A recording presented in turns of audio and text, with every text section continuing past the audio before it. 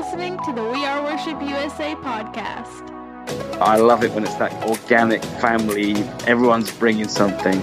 I just at one point made a decision that the kind of worship leader I want to be is one that doesn't really separate the stage and the private times with the Lord.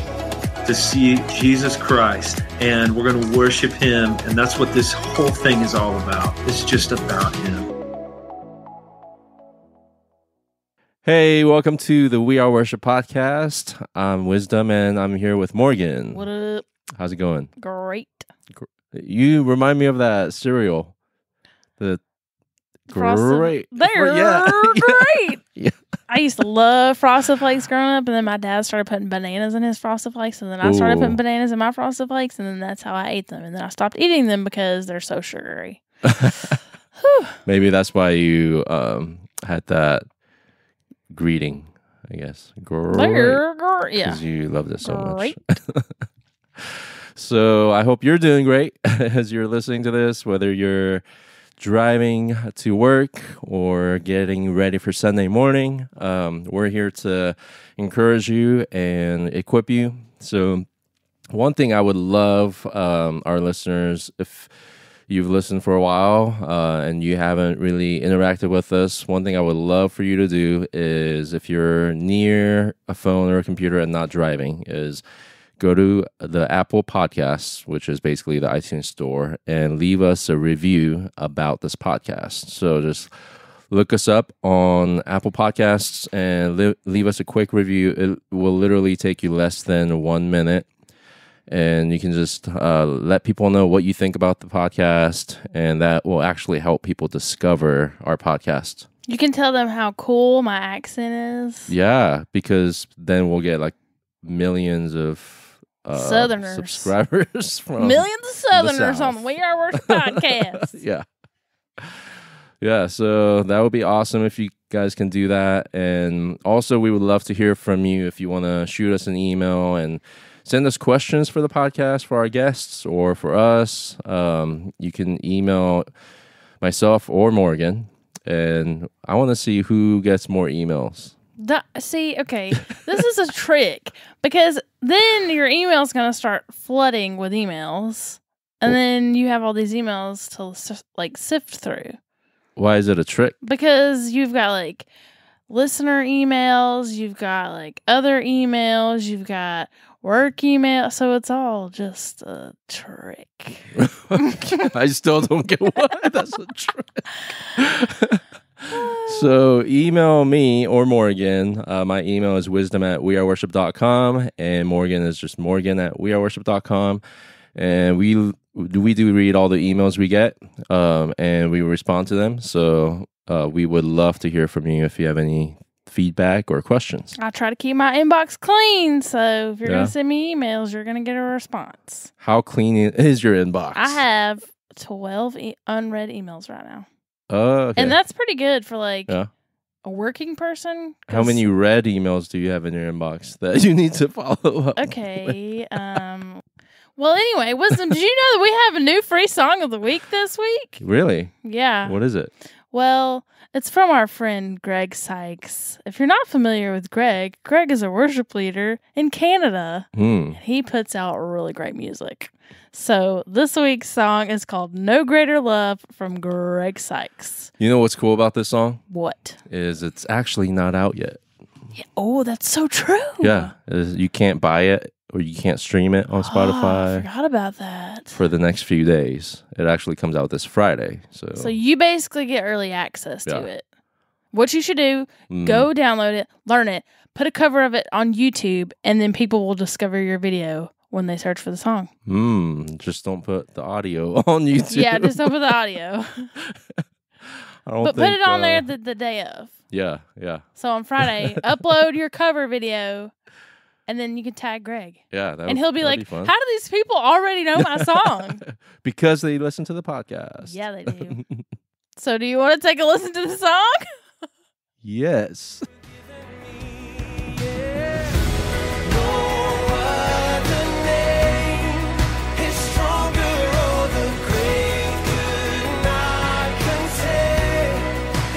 So divine it can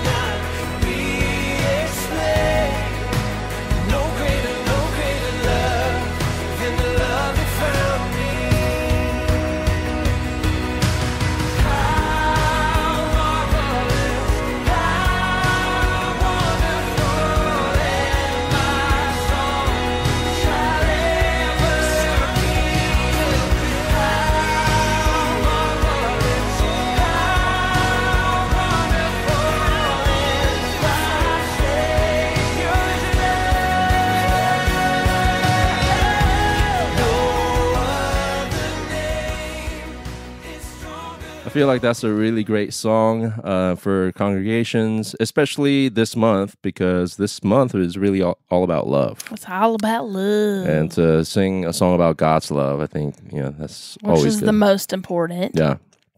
Because you don't really know how to love unless you know God's love, right? Yeah. Yeah. That's true. Well, that's biblical.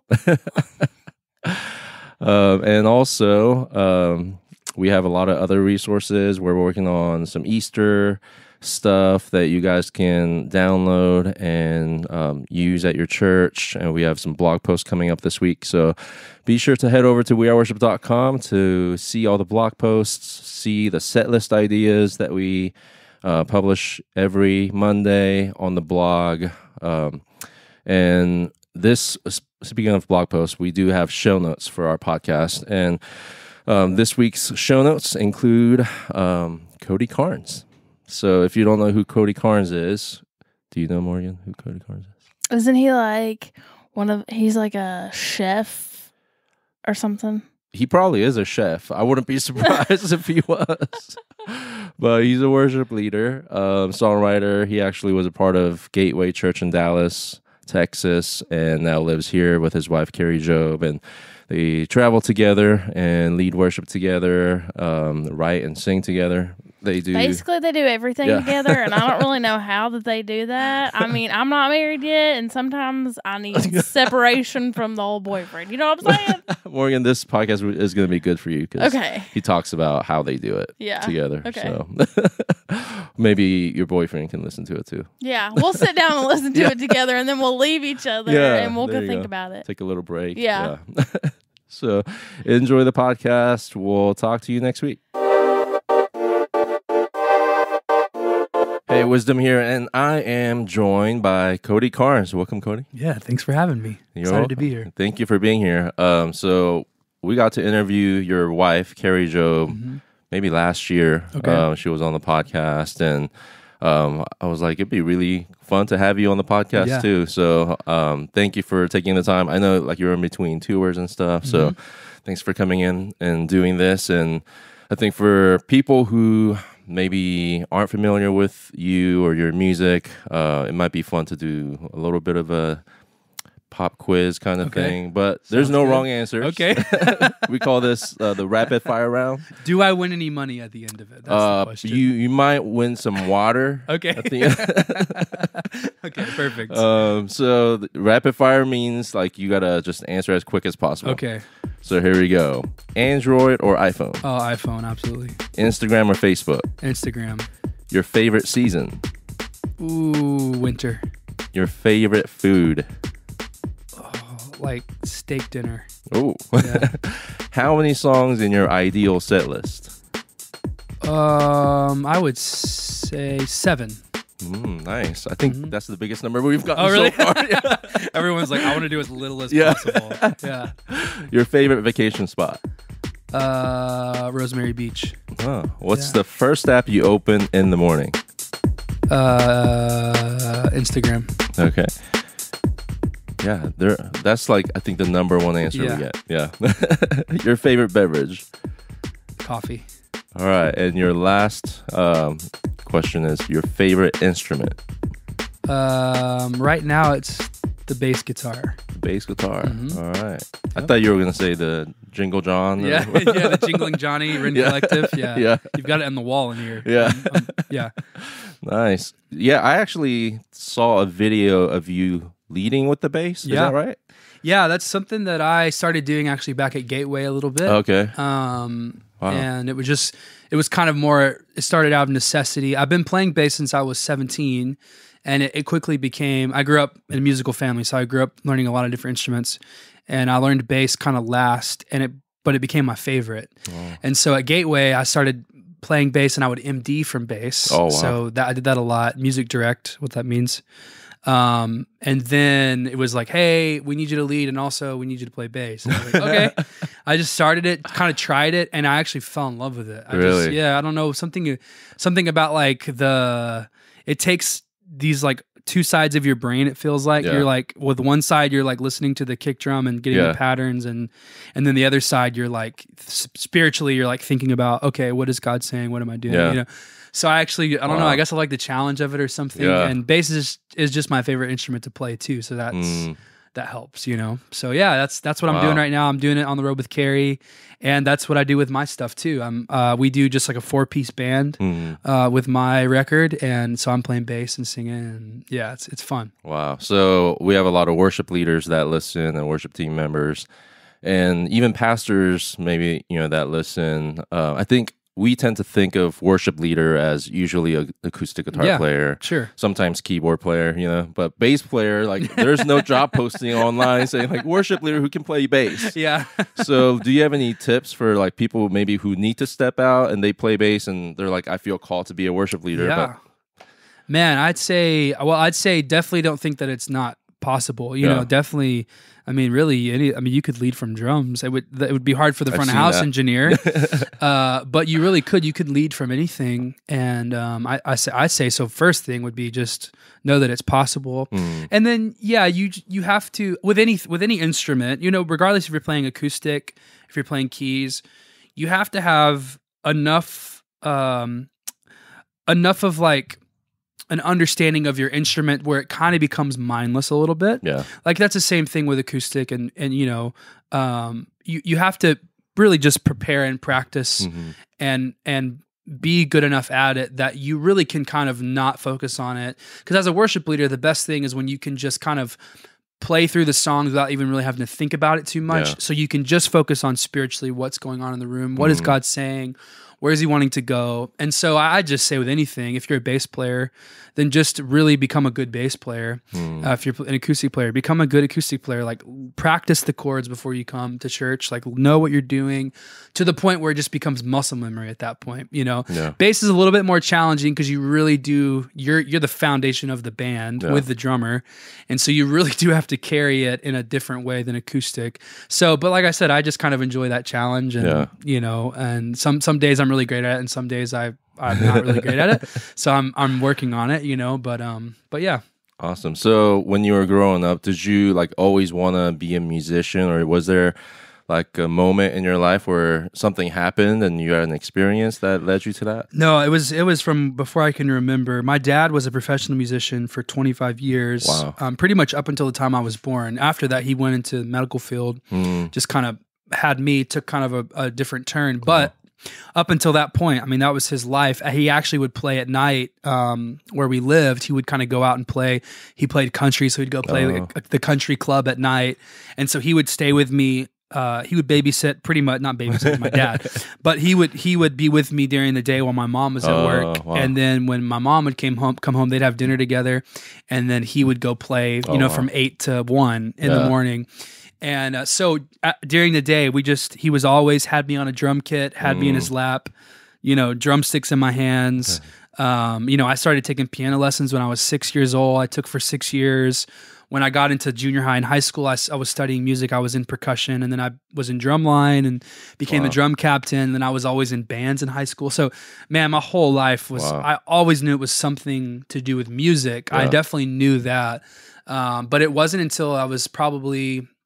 I was 19 whenever I really figured out that worship is what I wanted to do within music, know, and it was this kind of crazy experience where in high school I had always tried to write worship songs. I was leading worship in my youth group, and I was leading Tomlin songs and Crowder songs and Shane back then, and so I would always try to write these worship songs like the ones I was leading, and I just felt like I was just going to always be terrible at it, It always felt so hard to write something genuine and clever that wasn't cheesy and, it just didn't seem trite. And so in my mind, which is so funny, I was so young, but when you're a high school kid, you're like, I got to know what I'm going to do with my life. So in my mind, I was like, well, I can't write worship songs, so I don't want to be a worship leader because I don't want to always be singing everyone else's songs all the time. And so I kind of was like, I'll go do like pop rock music or something. And so I joined this band in Dallas with some friends, and it lasted like 3 months. And I turned down a full ride scholarship to go to college, music school, because I wanted to be in this band, you know? So it was just, and then I get 3 months in, and I pretty much am like, this is not what I want to do with my life. This just feels lifeless to me. Yeah. And at the time I had been going to Gateway in Dallas, and I really felt like God saying, hey, I want you to quit the band. I want you to go get involved at Gateway. I want you to put all your eggs in that basket. Wow. And I'm calling, that's what I want you to do with your life. And I just, it's again, hit that wall. Like, I can't write worship songs. Like, I don't want to do this creatively. It's just going to suck the life out of me. And I remember finally being like, okay, God, I can't deny you're telling me to do this. So I'm just going to trust you. I quit the band on a Friday night. On Saturday morning, the next day I woke up and I wrote my first worship song, which actually ended up being on a Gateway project. Really? You know? So I'm 19, I write this song, start leading it at the church. It becomes somewhat popular in the church at the time. That's awesome. They end up recording it. So it's like this crazy, realization, this revelation for me that God will always call you to something. And it will always look like a faith step until you make the step. Yeah. And then he'll give you the tools that you need after the fact, because he wants you to exercise your faith, and he wants you to hear from him and stay close in relationship. And so I just still remember, a lot of times, man, I'll sit down to write a song, and I still feel like that kid that I'm not really good at this, God, I need you to just... But I want to be a vessel. Like, I want you to speak something through me to the church and to the world. And so whatever you want to say, I just want to be able to hear it, And so I really feel that way still with songwriting. And I'm just reminded that, I really can do anything through God giving me the strength to do it. Yeah. And I love that. I was talking to a good friend of mine, Dustin Smith, a while back, and just like expressing to him my like feeling of like inadequacy, and he was saying like that's actually a good thing for you to feel inadequate, because then you're going to rely on God. Yep, that's right. Yeah, that's so good. So how did you know, like once you joined Gateway, like who did you learn leading worship from? Like, was there somebody that mentored you in that? Yeah, I mean, there was a lot of people there. The Gateway is an amazing place. They have a lot of amazing worship leaders, worship pastors. What was funny is I started I started attending, and then I started serving on the team. I just like anybody else gets on a worship team, you audition, you volunteer, you just start getting plugged into all the different, I was like I said, playing bass and music directing at the junior high services. And then I was doing different, different events they had going on. Did you ever do like the overhead projector? I never did That's that. how I started. No, I never did that. I mean, that Gateway was to the point at that time where they were high tech. They had the nice projectors. Yeah, they were high tech. But I did do that when I was a kid. Yeah, my mom was a Young Life leader, and I was in charge of switching the overhead. No, definitely did that. But no, I just started serving, and became a part of the team, and I was kind of a quiet. I can be introverted if I don't know someone. Like an introverted extrovert, I think that's a thing. Yeah. And so for 2 years, I found out at 2 years in that like, hey, like you come in and you do your job really well, but you don't ever really get to know anybody. And I just, in my mind, I was like, I'm just going to serve. I'm not going to try to like do, I'm not going to be weird and try to like work my way up, or I'm just going to come in, serve. And I was the guy that like never declined on Planning Center. I was like they loved you. I was like the scheduler's dream, because I was just a kid who, again, like this was my kind of becoming my job. And anyway, so I kind of was mentored in the first 2 years by just observing. I really didn't have, and that was more my fault. I really wasn't pursuing relationship because I just didn't know that I needed to. And the second that somebody kind of made a joke to me, one of the worship pastors, like, we have all these names on our roster and we pray for you every Friday, and literally no one knows who you are. Because the church was big, you could kind of, they had 100 people on their worship team or something. So the people I was leading with knew who I was, but the guys that weren't in those services, weren't leading at junior high or whatever, they didn't. Anyway, so it became this thing where I was like, oh, like, okay.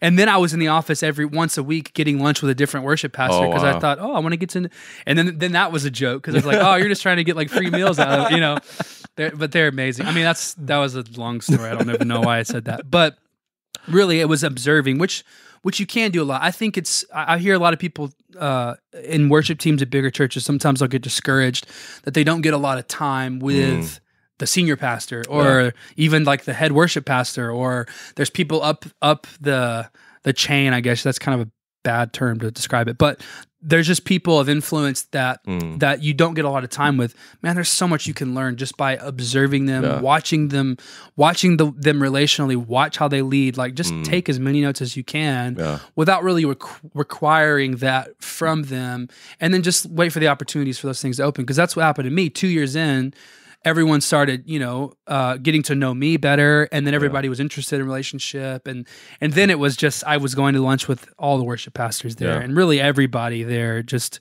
they all kind of had a different lane they were running, and I learned from a lot of them. And then somebody I was really close to spiritually was Preston Morrison, he wasn't on the worship staff, but he's now the worship pastor at Gateway in Arizona, which I actually moved out with him to plant that church. I was there for 3 years. As a church plant, worship pastor, oversaw like media and tech and helped to get that off the ground. And so he became like a brother to me. And that experience was really challenging at times and really rewarding at times, the church planting thing. But yeah. So is Gateway how you met Carrie and started like touring with her? How did all that happen? And then how did it lead into marriage? Yeah. So like I said, around that 2 year mark that I'd been at Gateway, I started getting to know more people. And that's about the time that they started inviting me into weekend services, which was kind of like, you kind of had to build up to that point, and so they started inviting me to weekend services. And so I just started getting scheduled with Carrie. We just were on teams together, and then we started getting scheduled to lead together and different things like that. So we just kind of met organically that way. She saw me lead a few times, and then between weekend services one weekend in January of 2011, she pulled me aside. She's like, "Hey, can I talk to you for a second?" I was like, "Yeah." And we had met a few times. We didn't really ever we had never really had a conversation up to this point. So it's kind of funny.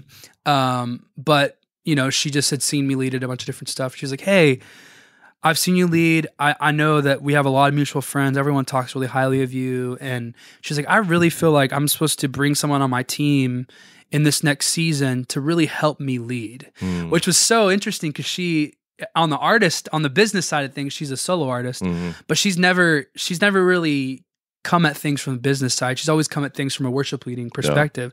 And so in her mind, she's like, I know I have a lot of conferences. I have a lot of events coming up where I'm having to lead a lot. And I really want someone else to help me kind of carry these events, these worship nights, these conferences. And she was like, I would really just love for you to come in to my team and play acoustic and sing BGVs, but help me lead, And I mean, I'm this 20-year-old kid, and I'm like, yeah, that sounds amazing. Like that's a dream for me, And so we just started traveling together. She just hired me to be in her band. I was one of the guys, and we traveled that whole year full time. Did all those kind of events, and there's an 8-year age gap between us. Oh wow! And so I never, ever in that time, never did I ever even entertain the idea in my mind that would ever be a thing. It just felt. 20 to 28 feels like a lot bigger of a gap than now. It's, I'm 28, 35. That feels, now we don't even really feel it at all. But back then it was like, that's never going to happen. I'm not even going to go there. And I had seen guys try to go there, and it always went sour, and I'm like, no. So I never even entertained it in my mind. And then a couple years later, I had now moved to Arizona to plant the church. And some mutual friends of ours came up to me, and they're like, "Hey, have you ever thought about dating Carrie?" And I'm like, "No, like, why are you asking me that?"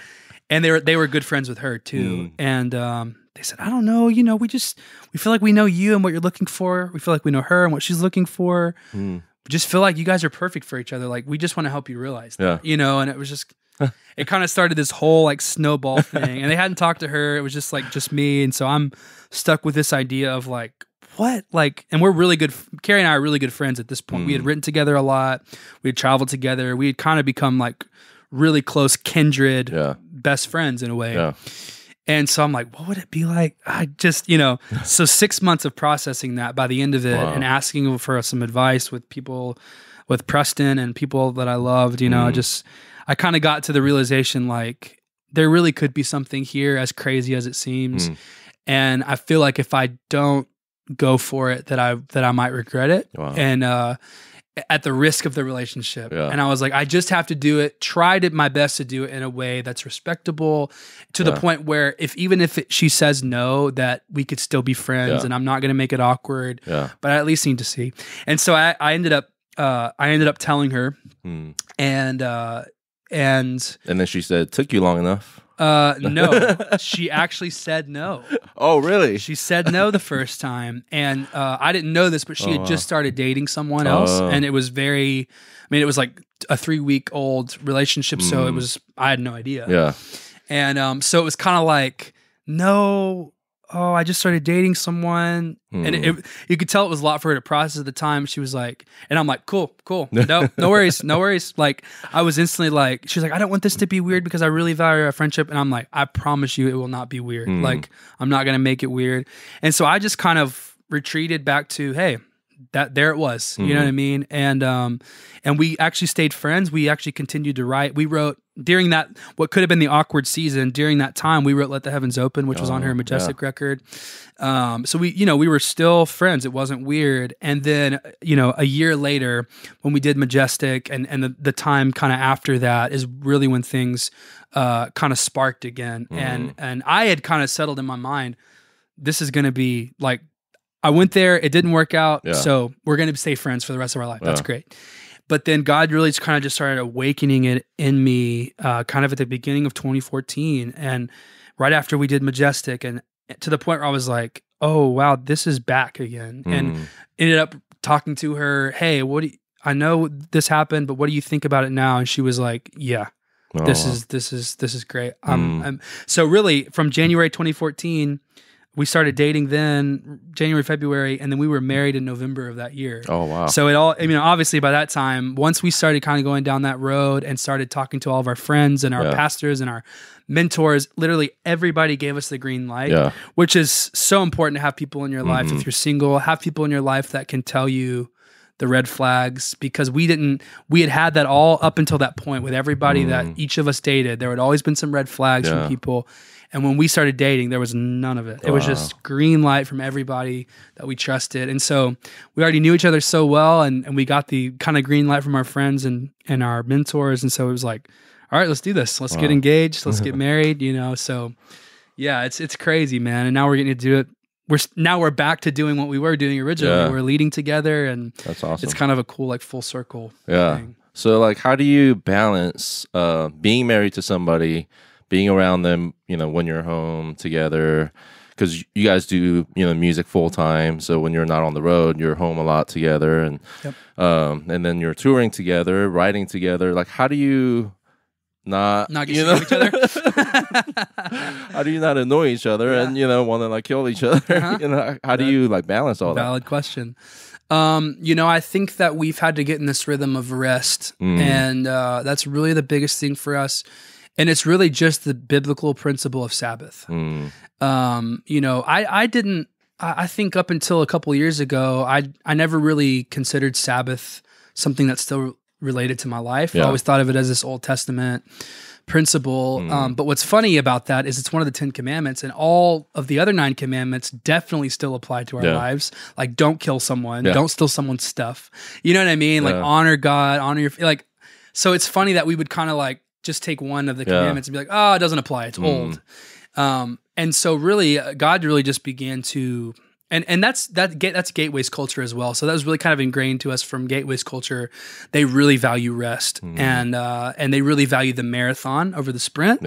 And so we got that from them, but we really started applying it to our lives in the touring world and everything a couple of years ago, and it's changed our lives. And so practically what we do is we schedule out a day every week.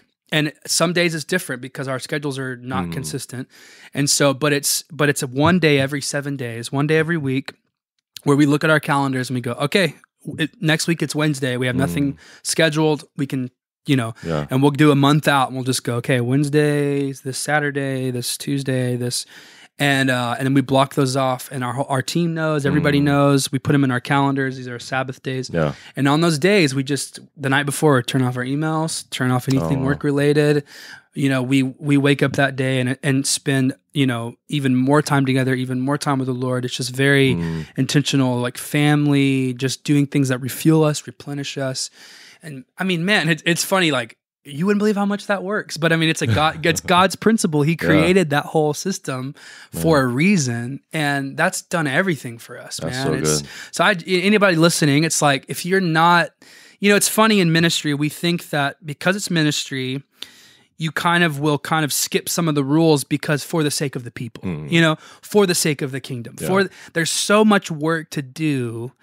How could it possibly all get done if I take a day off every single week? That's 52 days a year that I'm not out saving the world. We can kind of get in this like righteous mindset, which is innocent and it's pure-hearted and that's beautiful. But God's saying, I didn't design it that way, because God knows you will burn out if you continue that.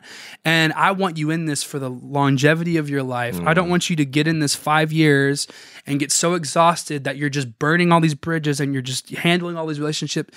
I mean, then what's the point of the 5 years of 365 days that you put in if you just kind of burn it all down because you're exhausted? Be in it for the marathon and really just honor that principle. And it's just, there's just something supernatural with it that you taking that one day, I think God can do more in the 6 days with you rested and with that supernatural blessing that comes on that than you can do on your own in the 7. Wow, so that's been the biggest thing for us. That's really how we just survive. And So two words like come to mind as I'm listening to you talk about it. One, you mentioned intentionality. Yep.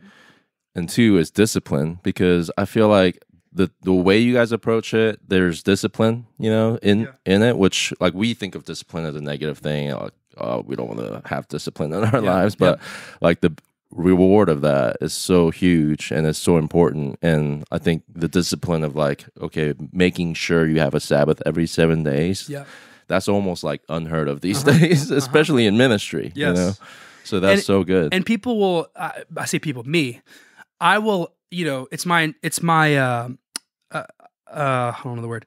I will wait until I start to feel burnout to apply the principle. That's the problem. Is the discipline is when you're applying it when you don't feel like you really need it. That's when you should be applying it. That's the whole point, is to stay ahead of the burnout. So discipline yourself to just apply it. Even when you I feel great. I could go 3 months without. That's the whole point. Is you by you disciplining and just staying in it. You will. And it's a challenge even on those days. There'll be maybe one text that comes in and there will always be something that will seem so small, like I'll just get this done. And then I promise, nothing else. But it's amazing how that one thing can trick your mind. It's all about your mindset and protecting your mind, really. Because I could be resting with my emails off all day, quote unquote, but my mind can still be at 100 miles an hour, which is hard to turn off sometimes. Especially if you're driven and you're just creative, and but it is I feel like if you protect it from not even a single task, not even the smallest work related task, your mind really starts to get trained to just turn off. The world's going to keep revolving without me working today. Everything's going to be fine, That's gold, man. That is really good. So you have a brand new album out, September 2017, called The Darker the Night, The Brighter the Morning, which is a great album. I've listened to it so many times. Awesome, thank you. And one of my favorite songs on the album is This Is What Freedom Feels Like. And we actually were at the Orlando Universal Studios when you and Carrie led it. And there was a hurricane coming. Yeah, I was about to say, that was not the best place to see it because it was just like pouring rain. And but that's awesome. And I was actually surprised you guys didn't leave, before the hurricane was hitting. Yeah, we definitely were questioning it the whole time. But when we realized that we were going to be okay to do it and then get out right after, then we ended up staying. But I loved it. Actually ended up being awesome because no one was there, so all day we rode all the rides. It was amazing. There was no lines. So I'm glad we stayed. Actually, I loved seeing you guys lead it live because it's one of those fun upbeat songs that you can totally open the service with. Totally. I think we need more of those fun songs, in church. So joy songs. Yes, and another great song is "The Cross Has the Final Word." As we approach Easter, I think that's such a powerful song. I know our church has done it. Awesome. So this album that you recorded and released, like the sound, I would say, is probably a little bit different than like what people are used to as far as like the, like popular modern worship, even from like Carrie's album, the sound is very different. So how did you approach it and why? Yeah. So I approached it from a place where I wanted to really just make a record that was me. This is my first full record that I've ever done, so I'm new to this. I kind of came at it from a very like, I guess you could say, naive in a good way. I guess naive in the sense of like what you're supposed to do when you make a record. Coming in as my first one, I thought the best thing I'm supposed to do is just be myself. Yeah. That could be the best thing of me being an artist. And really, if you come back to the spiritual side of it, if God's calling me to this, then God has a purpose for me. There's a reason why he's put me in this lane at this time. And so there must be things that he's put in me up until this point that I'm supposed to communicate. Yeah. And God's intention is that we're all individual. He's created us unique. And I think it's really God's ultimate like plan to really reach a lot of people is that we're all running in our own lanes.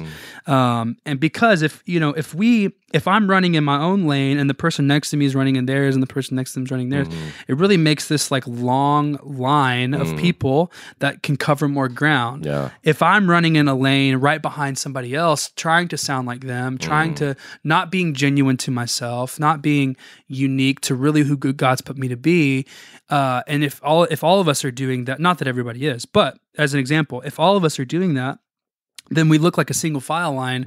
We're not covering any ground that way. We're covering one little stream of ground. And so I really just felt like, okay, God, I'm just going to take kind of all my expectations, anything that I've learned about what this should be, or I'm just going to take it all off. And I actually felt the permission, like from the Lord. I really felt even more so like the mandate. Like, I need you to just take off any sort of fear, any sort of preconceived thing that you think this should be. Yeah. And I really need you to just look inside what I've put in you, look inside at the music you love, look inside at the music that moves you, the melodies that move you, the lyrical concepts that move you, the production that moves you. Look inside. It moves you for a reason. Yeah. And so I wanted to kind of bring all that out, and also worship moves me. Being a worship leader is what I feel called to be, meaning a worship leader, in my definition of it, is just someone who helps connect a person to God. So I'm helping connect people to the presence of God through music. And so really, in my mind, worship music can sound a lot of different ways. If I'm connecting a person to the presence of God with this music, really the boundaries are endless. Yeah. And so I'm just going to be myself. So, in this season when I was making my record, I've really grown to love bands like Mute Math and One Republic and Coldplay and a lot of Christian bands. Bon Iver, all the Christian bands. I mean, Delirious, if you want to go there, Hillsong United, Hillsong Young and Free. I just these John Mark. I mean, so really it was like this conglomerate of, but I'm writing worship songs. I'm writing worship lyrics. I'm writing these things that are about the presence of God, about my faith in Jesus, very, very openly, like lyrically about faith and about really the word of God. It wasn't even a lot of like poetry of my own perspective, which I love that. And I probably will write some of that but really it was like, I want the word of God into this, and so the album lyrically is what you would find in any worship song for the most part. And, but the sound of it is just, again, it's just what I felt like is the music that I would make. And it's been fun because, I've seen artists where they make a record and about a month after they make it, they're sick of it. Like them personally, they're already kind of over it, which is easy because you've heard it so many times. But also I think it has something to do with, I think if you're really making it genuinely what is you, then you're going to be behind it so much more. There's going to be so much more life in it because it's you, And so that's really what came about with it, and I'm really just having to trust God. There's been hard days. There's been days where it's been scary that I did something feels experimental or feels, you can, and people try to put it in boxes and stuff like that, which, people are just going to do that. But really, if you're listening to this and you've never heard it, really don't try to take all your expectations off of what you think it's going to be. Yeah. I actually think there's a lot of people that maybe haven't even heard it yet because they automatically assume that it sounds like something else. And it's funny to me the reactions that I'll get with like, I finally turned it on and it was nothing like I thought it would sound like, and I loved that. Yeah. It's like people just automatically assume it's this, and he's associated with these people, and so it's a worship project, something like this. Yeah. But I mean that's really it. It was in no way to communicate. In no way am I communicating I think worship music is boring. I don't like it. I love worship music, and I love what everybody's doing. Yeah. I'm a massive worship music fan. So none of it is like I'm the bitter guy that's coming and trying to shake things up. No. Really, it's just this intention, which I feel like is just a pure intention to go, I just want to be myself, and whoever that draws in, whoever that inspires, then that will be God. That's who I was intended to connect to. And it is amazing how I hear stories all the time right now of people that are connecting to it that maybe don't connect to other worship music, which, is, to me, is a beautiful thing. Because again, if we're all doing that, then we're all reaching God's intended people that we're supposed to reach, and then we're covering more ground that way. So if you're creating something, just be yourself. Yeah. Don't be fearful about the charts, and don't be fearful about the money. As hard as that is to do in an industry where we're making a living, we're supporting ourselves with this, it's very hard to kind of turn that off. But just trust God. Really, just trust God and create what you're supposed to create. And I think that God, there's a special blessing on that when we do it, when we're just being obedient to what God has said to do. And ultimately, it's kingdom stuff. At the end of my life, I want to know that, man, I did what God told me to do. And I believe that there's going to be just crazy stories tied to my obedience. Yeah. There's going to be crazy miracles of people coming to Jesus tied to my obedience, tied to, even the sound of a record, as tried as that can seem, so that's awesome. Yeah. Yeah. I think the theme I'm hearing, like, as we're talking, is like, you don't put God in a box, and you refuse to do things the way things have always been done. Like, you have to play acoustic guitar to lead worship, right. You have to make your record sound a certain way, but like, you're wanting to obey God and be who you are, and not be limited by what's always been, That's right. So I love that. Would you mind closing us in prayer? Sure. And maybe even, encouraging worship leaders who may be in that situation of like feeling bound, Yes. All right. Well, God, I thank you for every person that's listening to this right now. And I just pray for your vision. I pray for your vision in each of them, God, and I pray for your provision to accomplish the vision that you're putting in them. I just pray that you would open up the doors that need to be open right now in their lives, God. If they're hitting walls, I pray for faith.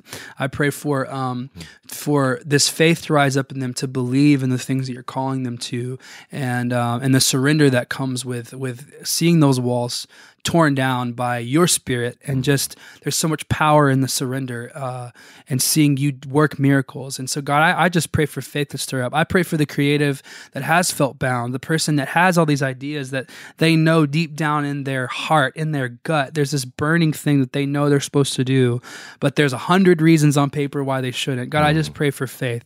I pray they'd be encouraged by this, just to do what you're calling them to do, and to ultimately just do something in the kingdom of God that hasn't been done, something that is unique, something that is the next thing that you're going to reach people with. God, I pray that they would just know that that's real, that the feelings that they're feeling are real, and that's you. And so I just pray for blessing. God, I pray for such a burden and a fire to reignite in them, even more so for their churches, for their people.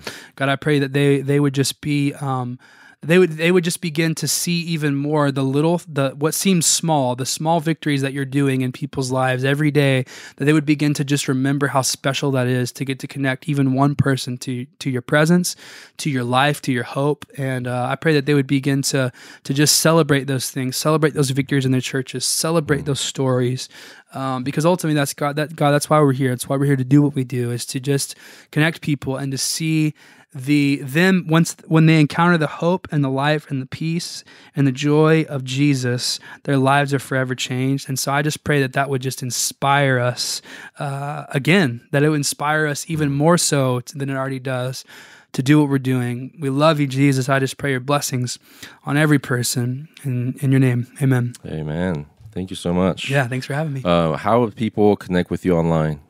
All the social media platforms, I'm just at Cody Carnes. Cool. So Facebook, Twitter, Instagram, Spotify, LinkedIn. I don't even know really what those are actually. But Instagram is my favorite. That's kind of the place where you'll see me the most active, where between family stuff and tours and different things that are going on. So if you have that, follow me there. Awesome. Thanks again. Yeah, thanks. Thanks for listening to We Are Worship. We would love to hear from you. You can email us your comments to hello@weareworshipusa.com. And don't forget to visit us online at weareworship.com for more resources and links to connect with us on your favorite social media platforms.